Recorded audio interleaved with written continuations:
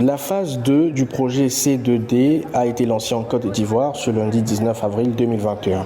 Cette initiative vise à améliorer l'employabilité des jeunes et des femmes. Un total de 10 400 jeunes bénéficieront donc d'une insertion à travers l'auto-emploi par la création d'activités génératrices de revenus et de micro-entreprises. La réalisation de la phase 2 de ce projet est financée à hauteur de plus de 6,4 milliards de francs CFA par l'État ivoirien.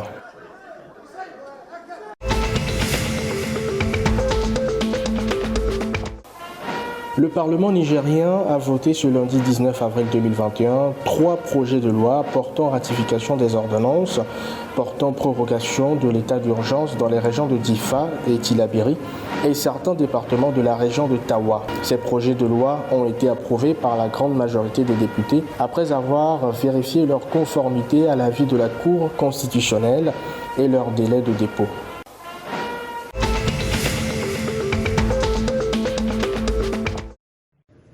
Le comité d'orientation stratégique du Mali est désormais opérationnel.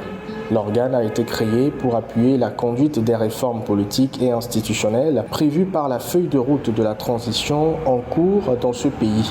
Selon le communiqué de la primature malienne, ce comité a pour mission de définir le périmètre des réformes au regard du contexte et de la durée de la transition. Il est également chargé de formuler des recommandations sur la base des réformes identifiées par le dialogue national inclusif, ainsi que les journées de concertation nationale tenues du 10 au 12 septembre 2020 à Bamako.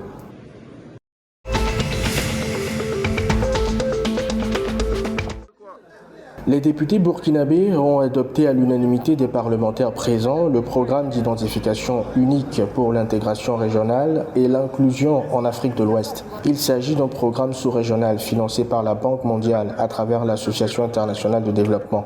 Il entre dans le cadre du projet d'identification unique et numérique des personnes et des entreprises au Burkina Faso élaboré par le gouvernement burkinabé.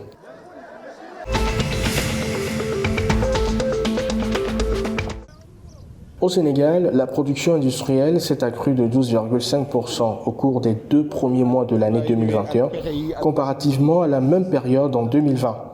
C'est ce qu'a indiqué l'Agence nationale de la statistique et de la démographie dans son dernier rapport. Selon elle, en février 2021, la production industrielle hors égrenage de coton avait progressé de 10,4% relativement à celle de la même période de 2020. Cette évolution est attribuable à la performance notée dans les industries extractives et manufacturières.